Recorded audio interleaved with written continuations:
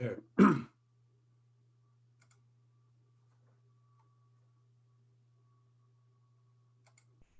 Okay. So hi everyone. So this is lecture 17 of ECE 3311, Principles of Communication Systems. So today, what we're going to be talking about is asymmetric sideband. And I've mentioned this before. We talked a little bit about double sideband single carrier suppressed carrier in lecture 16. And we talked about AM radio, AM transmission. AM radio is one form of AM transmission. So in this lecture, what we're going to be talking about is this weird thing called asymmetric sideband, right? And asymmetric sideband comes in a number of different formats. So there's obviously the single sideband, so SSB, which I'm going to explain in a second. And then there's also something called vestigial sideband. And vestigial is such a cool word. How can you possibly go wrong with something called vestigial, right? So VSB, okay. And as the name implies, as we'll see, like vestigial sideband is just kind of like the appendix. It's vestigial. It's like they're left after many centuries and millennia of evolution, and it just hangs out there and really doesn't have a purpose. So I'm not sure if I want to say the same thing about the communications, but it is some sort of remnant that is not necessarily needed, but it is there. It does serve some minor purpose. Okay, so we'll be talking about specifically when it comes to asymmetric sideband, single sideband, and vestigial sideband. We're also going to get exposure to the Hilbert transform. It sounds intimidating. It looks even more intimidating, but it's actually not. Okay, so this lecture will first talk about, again, go to the general form because we always do, right? And then we'll go into like what makes an SSB, single sideband waveform, different from a double sideband or an AM transmission. Okay, so let's get to it. There we go. So no lecture on this type of passband modulation would be complete other than, revisiting the general expressions. So 1, 2, 3 is always the place to be, right? So we have our passband conversion from our complex baseband. So S of t is our passband waveform, and G of t is our complex baseband waveform. And then, of course, e to the j omega t is our modulation scheme that takes us from baseband, located at 0 hertz, to some carrier frequency f of c or omega c, depending on which domain that you're working in. So you have this conversion, right? And let's recap based on where we are at with this, what we've seen so far in terms of AM as well as DSB SC. Okay. So let's go. First of all, we have the conversion process.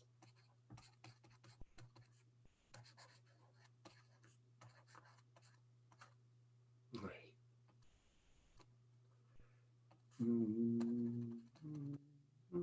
Okay, e to the j. I'm going to use 2 pi fc of t directly. Okay, and this is very important. So for AM radio, this mapping is equal to this, right? So that's what gives us our envelope. And for DSBSC, so double sideband suppressed carrier, this mapping function doesn't have that DC bias. So this is all cool. This is all great. But what does it look like spectrally? All right. So let's look at this spectrally. What does this appear like? Okay. So suppose in the frequency domain, because I don't have much creativity, this is what M of F looks like. All right. So M of F looks like this. So that's my message spectrum. Okay. So if I were to convert to an AM spectrum, right?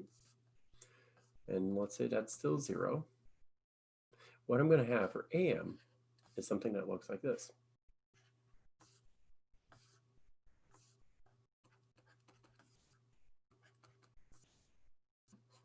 Remember that delta, right? That's my carrier. That's why with DSB-SC, we have a suppressed carrier. And that carrier, again, is due to that bias, right? But this is what AM, the passband waveform, looks like. For DSB-SC, you got it. Looks almost the same.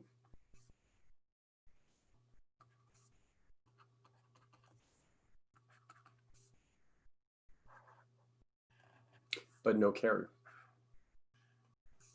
Okay? So that's the difference between DSB and SC and AM, is that pesky carrier. But one thing you want to pay attention to, right? So let's look at this more carefully. Let's use a different pen color. There we go. So what happens is we're usually dealing with message signals here, okay, that are real and have in the frequency domain some sort of symmetry about the y-axis, right? So it's symmetric. So this is important, okay? So M of F is symmetric about the y-axis, right? So this process we have where we modulate out, and we modulate, and we modulate here too, right? Right. So what happens when we down convert back to DC in the demodulation stage? Well, what ends up happening is we take, like, you know, both halves here. First of all, it's symmetric, so they're identical, right? And we bring them back down to DC, right? And then they overlap with each other and all is good. We're able to reconstruct. So let me illustrate this, okay? So what would happen, let's say we take my DSB-SC waveform, DSB-SC waveform.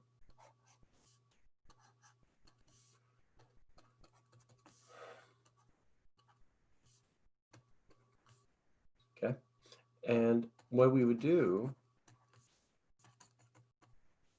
you know what? Let me choose a different color. This is, I think, lavender. You would get demodulated that way. And this is brown. And that would be there. And they would superimpose, add up, and give you the reconstructed baseband waveform, M of F. Sorry, yeah, like M of F with a scaling factor, right? Because that's what the baseband waveform G of F is going to be. Now, great, but I see waste. Okay, so I'm going to put in big letters. Even worse, wasted spectrum. To me, this is huge. Like anything to do with electromagnetic spectrum. Let me be even more specific. Electromagnetic spectrum, EM, so just AKA. Okay. No, not an alias. It's an actual thing.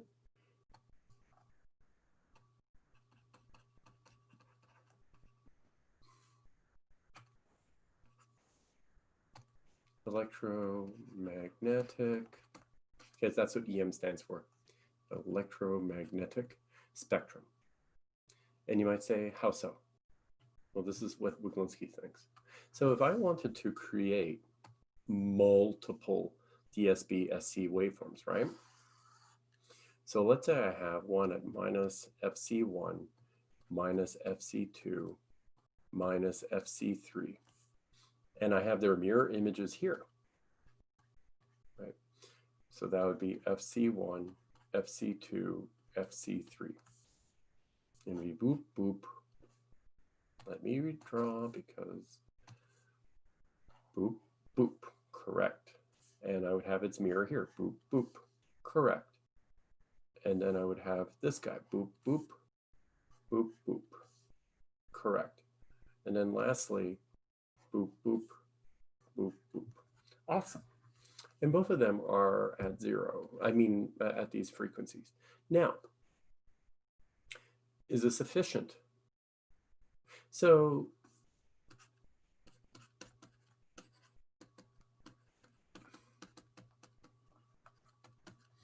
okay, I could probably bring the carrier frequencies closer together such that they do not have any of these spaces here, right? Like the gaps are basically 0. They're touching upon each other spectrally. I could do that, but I can still say no, it's not efficient. Here's the thing: I could actually have the bandwidth of this thing. Okay, so this is where the motivation for signal sideband comes in. So what I could do, first keep track of colors, blue, brown, red. Okay, what I could do, I could make this thing insane. Right, what I could do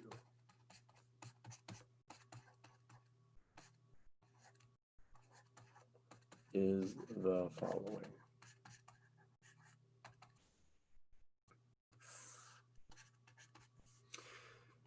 I could do the following.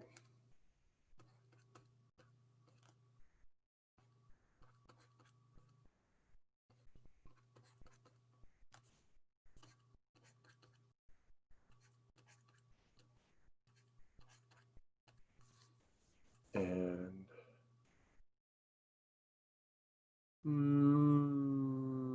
blue. I can even do a better job. Sorry about that. Let's keep the notation a little bit better. Sorry, but this is important. Boop. Yep. Yep. Yep. Yep. Yep. All right. FC1, FC2, FC3.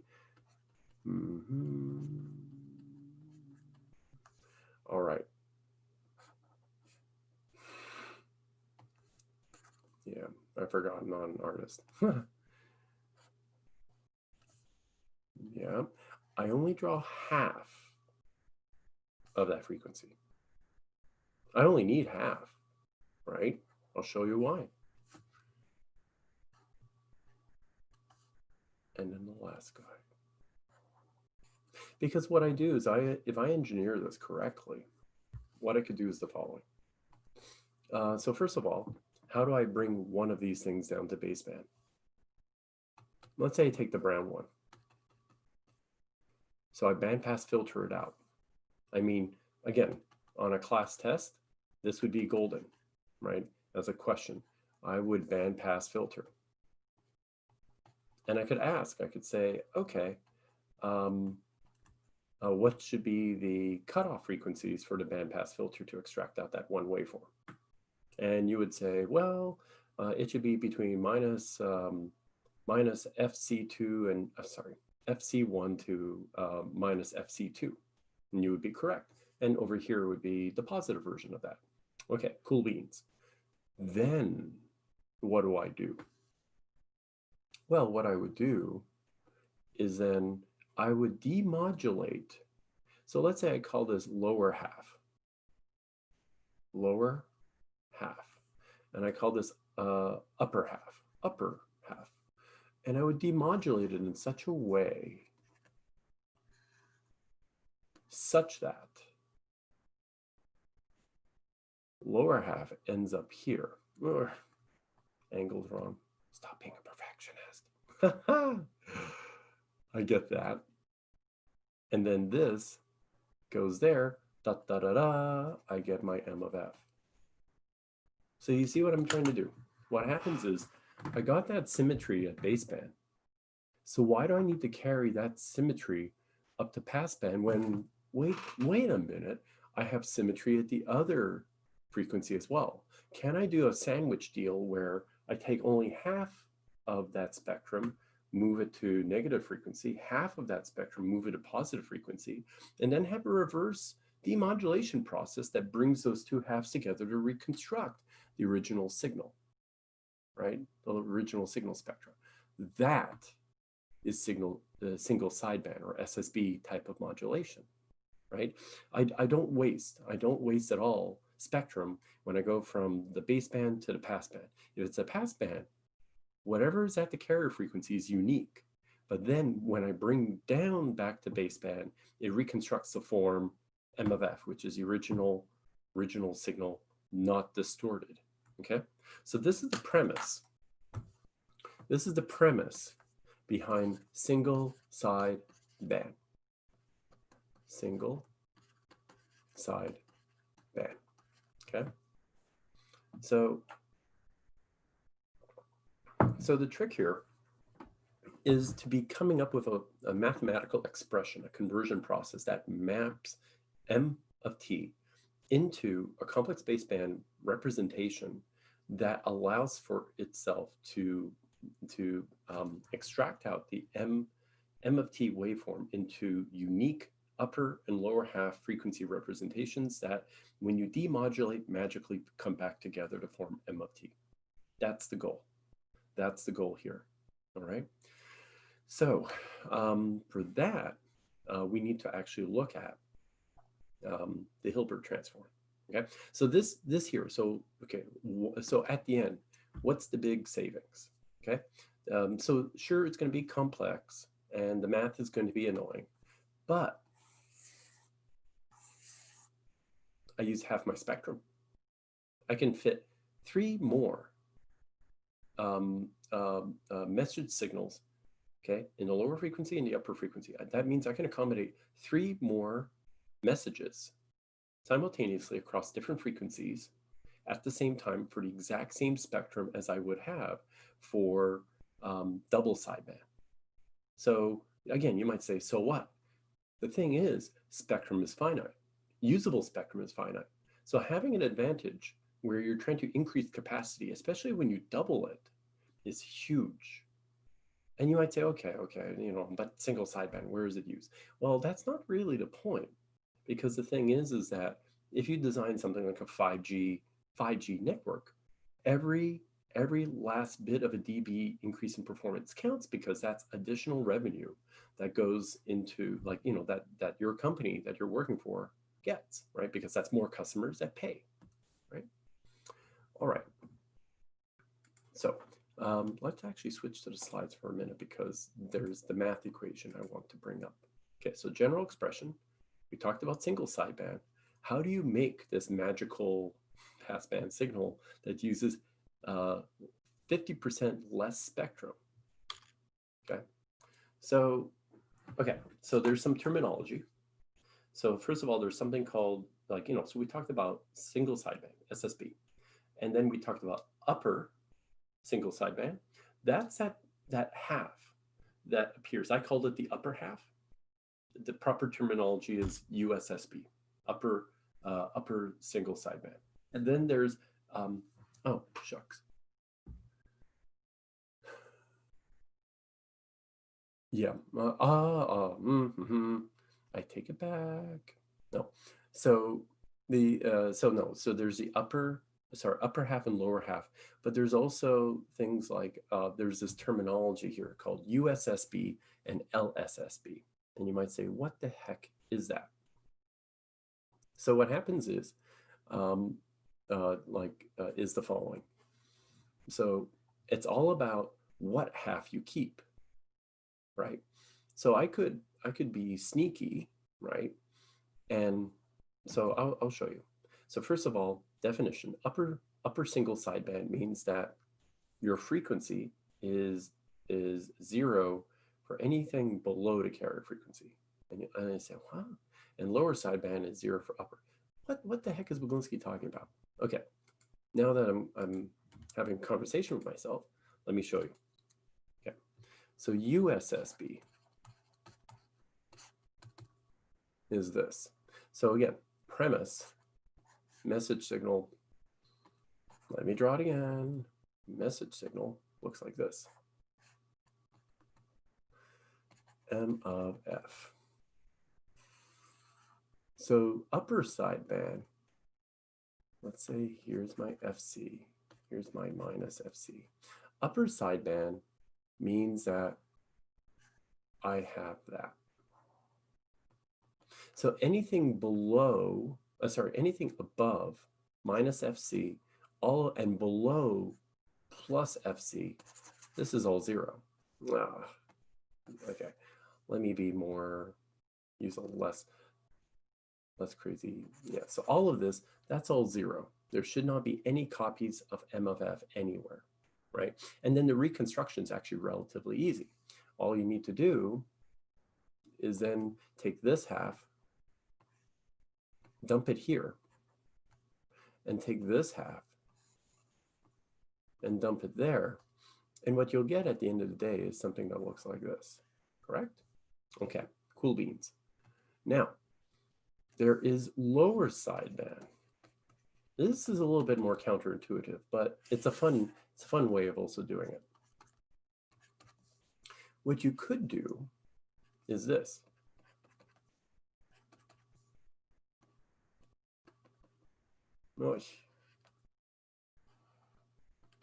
Right? And that, again, this is legit. This is lower sideband, which means anything lower than minus FC is 0. Anything higher than FC is 0. And then the process of bringing the halves together is like this. So they kind of cross. It's kind of weird, right? But what you get at the end of the day is that. So that's the LSSB approach for making a waveform. So there are 2 ways of doing the sideband approach, and these are those 2. Okay. So now that we've done that, and we have that definition, these are kind of the critical things you need to keep track of. So first of all, whether you make upper sideband or lower sideband will depend on whether you use plus or minus in this funky expression. So we'll say, okay, cool, that's nice, Wyglinski. By the way, what's that m hat of t? So m hat of t, okay, what that is that is the Hilbert transform of m of t. Huh? What's this Hilbert transform business? Okay. Again, like, you know, I should stop talking to myself. It's like, all right, so let's write this out, okay? All right.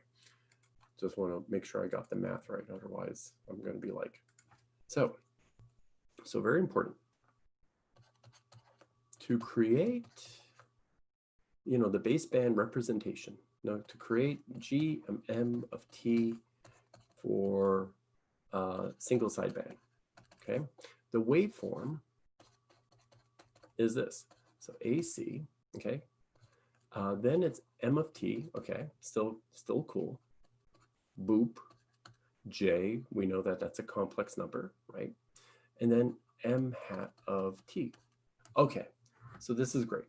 So the only thing you folks have not seen, all right, is this thing. Big question mark. What the heck is that?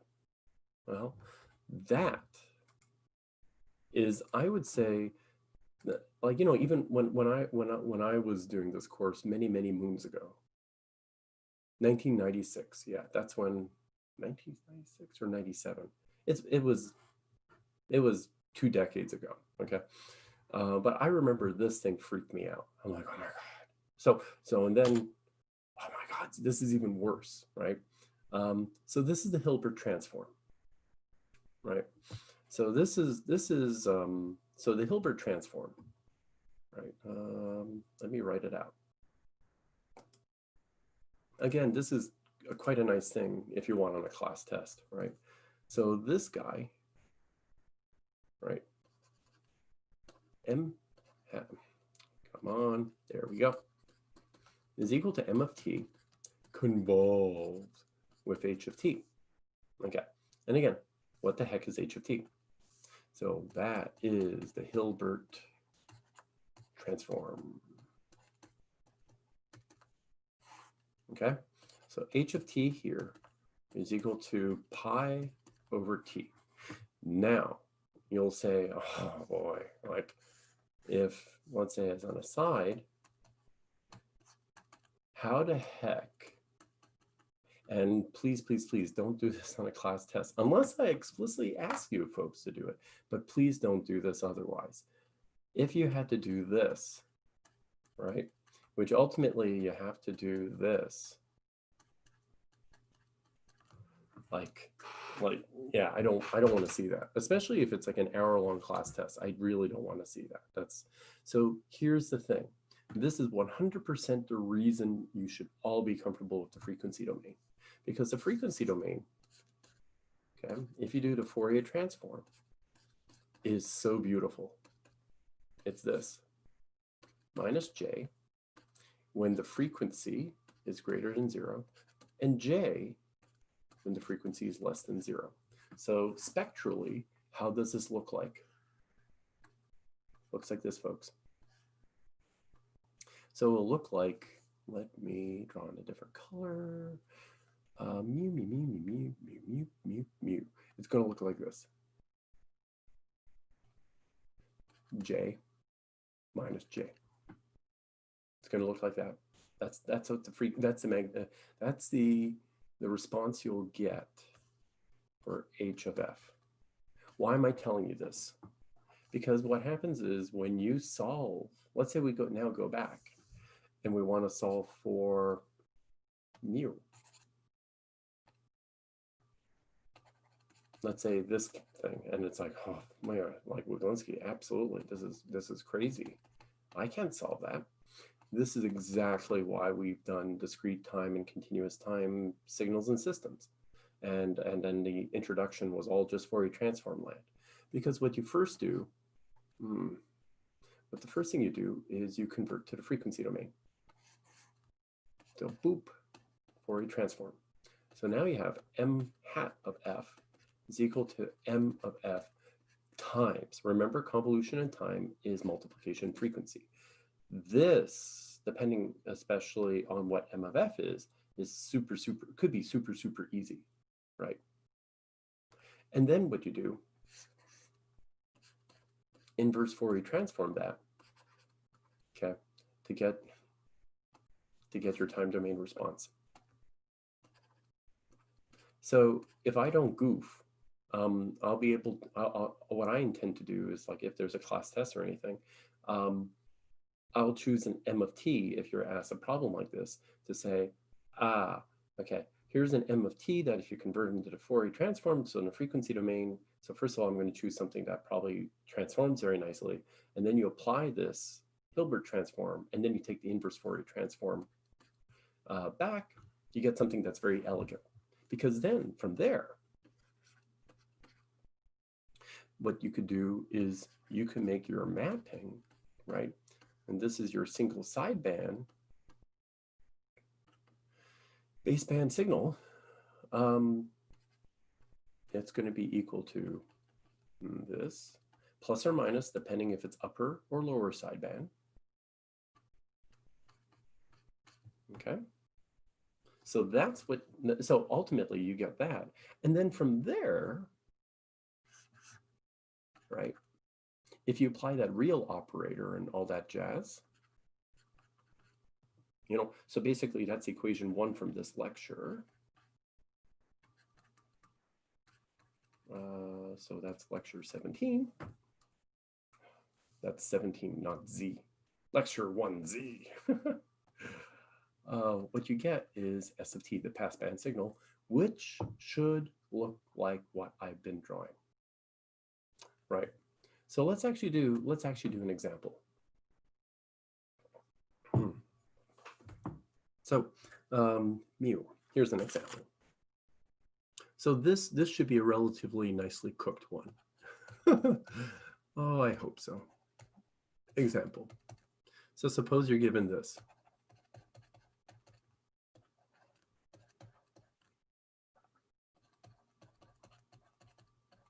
Okay. So so spectrally we already know what this looks like, right? At baseband, just as an aside, at baseband,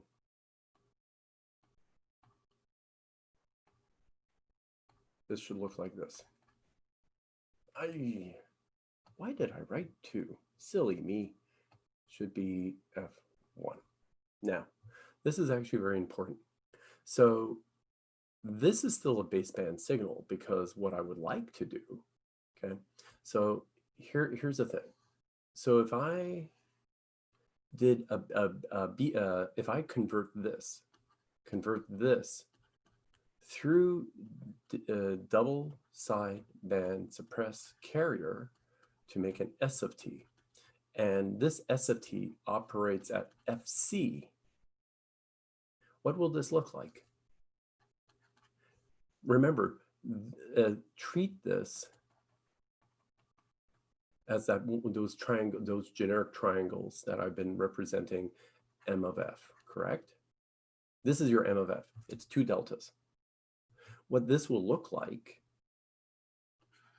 is like take that triangle and magically move it to be centered at minus Fc and plus Fc.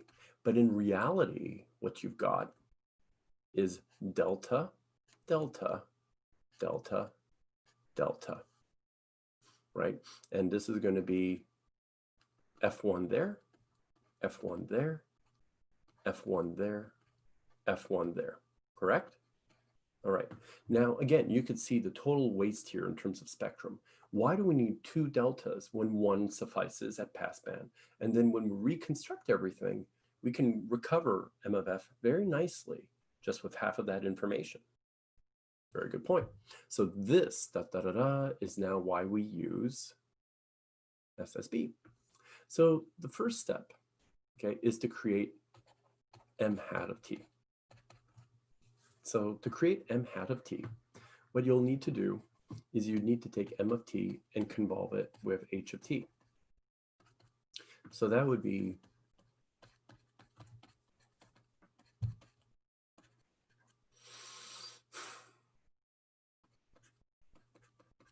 okay, good luck. See you in a couple of days when you finish with that convolution. So this is exactly where we use the Fourier transform. This is exactly what we do. So what do we do? Fourier transform it. So M of f hat is equal to M of f, H of f, which is going to be equal to 5 half delta f minus f1 plus half delta f plus f1, right? So that's this thing here, okay? And then all of that times h of f. Recall that h of f is minus j for all f greater than 0 and plus j for f less than 0. Very, very super duper important. So that's actually kind of cool because what happens here? Well, I know that this delta is going to be in the plus frequency. So it's going to be multiplied by minus j. This delta is in the negative frequencies, so it gets multiplied by plus j. So what we get is the following. We get mu, mu, mu minus j over 2 delta and then j over 2 delta. That's it. That's it. So what ends up happening is we do multiplication in the frequency domain. And what you get is that thing. And if you look at it, it's like, that looks really familiar. You better believe it. That's sine. So that's the sine. So what we do is now, this fella, okay, if you were to convert this back, okay, to M hat of t, right? So like back to the future, in this case, we go back in time. So let me explain that.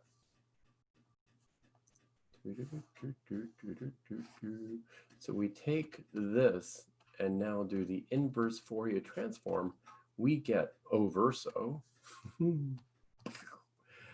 We get 5 sine 2 pi f1 of t. That's absolutely beautiful. Absolutely beautiful.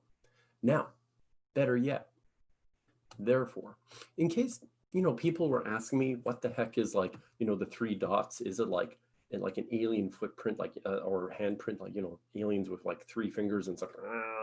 No, this is shorthand. This means therefore, okay? So just AKA, when you see these three dots, it's not like ET's been here. No, this means therefore. Okay, I use quite a bit of shorthand because my handwriting's appalling and, my mind is going a mile a minute. But three dots means therefore, right? So therefore, G of M of T is going to be equal to what again? It's going to be equal to AC. So there's some sort of determinant, there's a constant real value that's multiplied by M of T plus minus, okay? So depending on what you're looking for, so let's say mu, mu, mu. Let me see what I would like you folks to do. Like, let's just choose one and just run with it, okay? It will, like, it's upper sideband.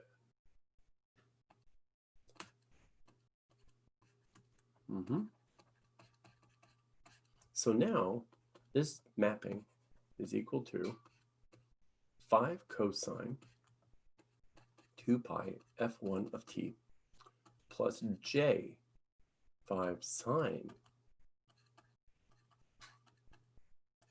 All right. And you say, okay, cool beans. I got it. Right. So now apply definition to get S of t. And that's equation 1. Remember that? So that means S of t. So now this is where things get ugly a little bit. Right? Because remember, this thing here is complex exponential. I'm going to say, what does Euler say? What would Euler do? Well, Euler would say, okay, that's what Euler would do. Euler would break this down. Cool. Now, what we want to do is we have to multiply this out. Oh, yeah, I know. Heartburn. So what S of t would be,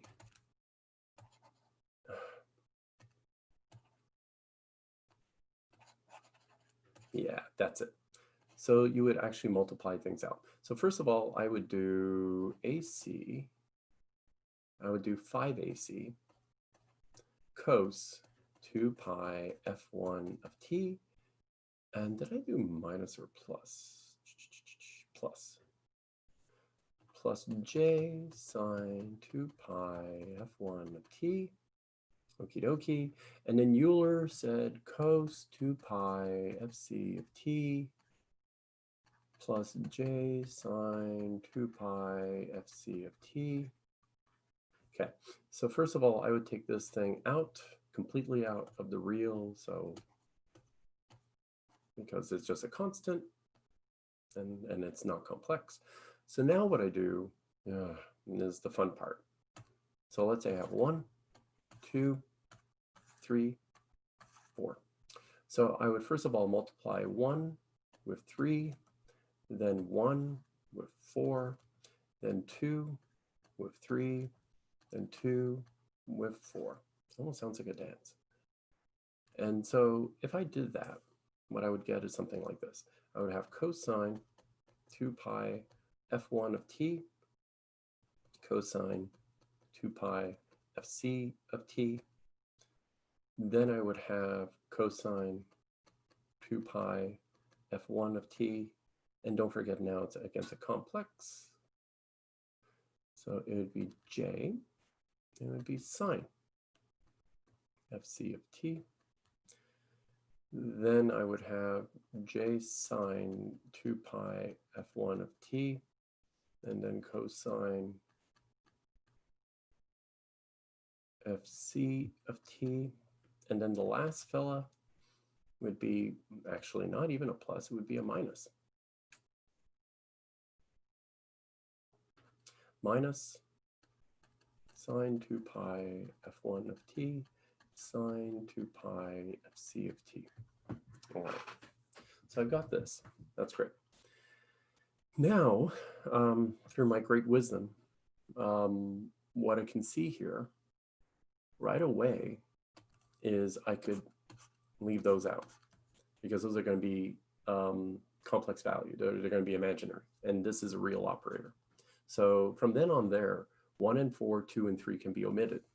So let's focus now our attentions. And we can remove the real operator because there's no more complex values involved. We're going to have to do cos.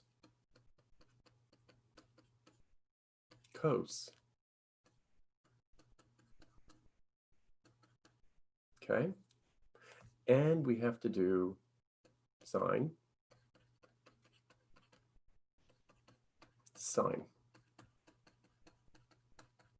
Okay, great. So now what? So, well, remember, this is cos A, cos B, right? So what's the trig identity?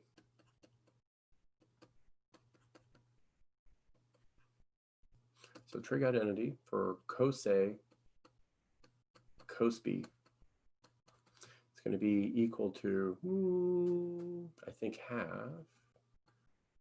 cos A plus B plus half cos A minus B. Okay, makes sense. How about the one on the bottom here? So trig identity, same thing. Okay, this one I don't remember. Let's see, sine.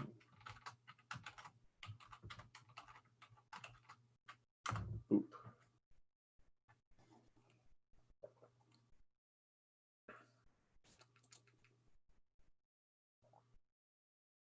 There we go. You got to be careful about this one, folks. So this one says, so sine A, sine B is going to be equal to half cos A minus B. This is the bad part, minus. So you have to be very mindful of that. That's going to be the kicker, right? Okay. So now, if you work this out, and it's a lot of work, okay, and you work it out, what you're going to get at the end of the day is, and everything is a half, so I could take that out. But what you're going to get is you're going to get cos what are you going to get? A plus B. So it's going to be boop F1 plus FC T. And then the other one, boo, that's going to be cos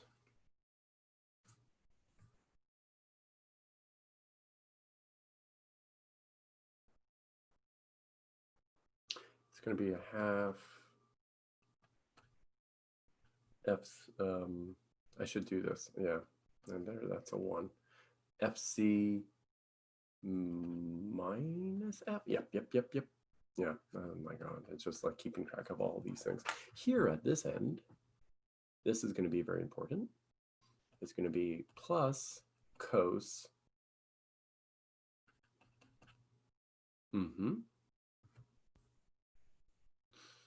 And it's going to be, yep.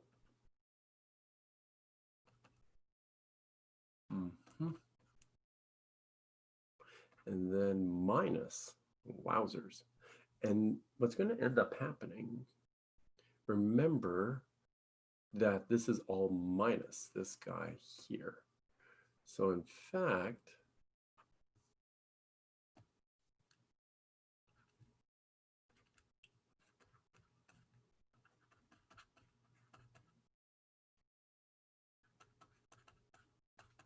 okay. So this is interesting. So what you end up getting, okay, is you get this wonky business of that crosses out with that. okay? And these two sum together. So it's 2 times that, the 2 cancels. And what we get at the end of the day is 5ac cosine 2 pi fc plus f1 of t. And does that make sense for USSB? Absolutely. Here's why. Plot it. Spectrally, what does S of F look like?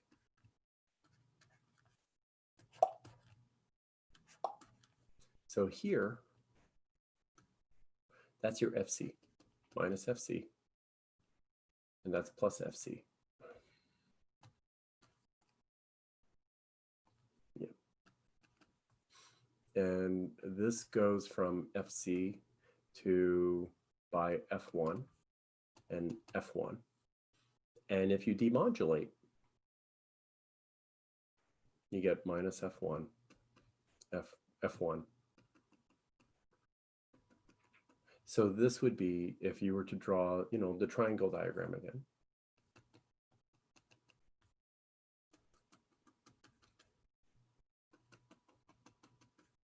And there you go. That's USSB. If I were to change, if we go back a couple, and I were to change this sign, so that's signifies USSB. But if I made that negative, we would get the LSSB waveform instead.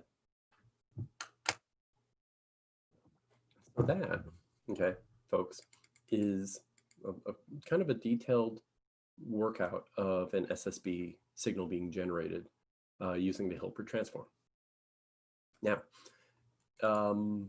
we don't have quite a bit of time left, but hopefully this provided a little bit of insight. We already saw what that looked like. So I just want to finish off with vestigial sideband, or VSB. So vestigial, that sounds like, you know, that's something you can with your friends, like, oh, you want to know about vestigial sideband, you know, it sounds impressive. But so the principle behind vestigial sideband is, you saw how Hilbert Transform, like, very aggressively eliminates 1/2 of your spectrum at baseband and then modulates it out to a carrier frequency, right? And then you do it to both ways, such that when you bring it together, they perfectly fit together like pizza. Pizza. Vestigial sideband is a much more relaxed version of that. So whereas single sideband very aggressively packs them all together and has minimal spectral waste, vestigial sideband has a little bit of waste, right? So you have this thing, HV of T, and what that does is it creates a signal that, that among other things, what it does is it takes for sure half and does not distort it like the SSB would, but it does not have a sharp transition. Sharp transitions in the communications world really suck. Like as in, you'll never be able to get a clean spectrum or a clean time domain representation, because whenever you have sharp transitions in the frequency domain, chances are when you go into the time domain, you're going to have something that goes off to infinity, and you can't have infinite memory in your radio communication system. Likewise, sharp transitions in the time domain, think about it. Frequency domain, infinite frequency, also very bad, especially when we're trying to be spectrally efficient. So VSB, okay, is kind of that like happy medium. What it does is, let's go. Let's see what it does. What VSB does, as opposed to SSB.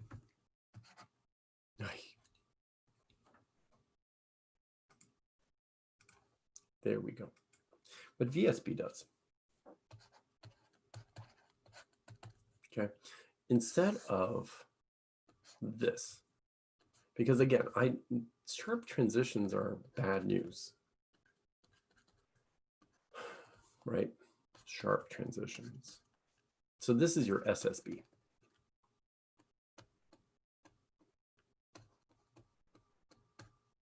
We don't want that, right?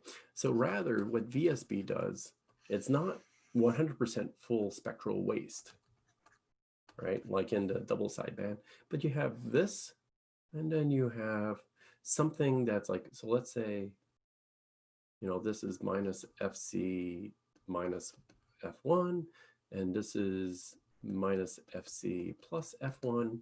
What happens is here in vestigial sideband,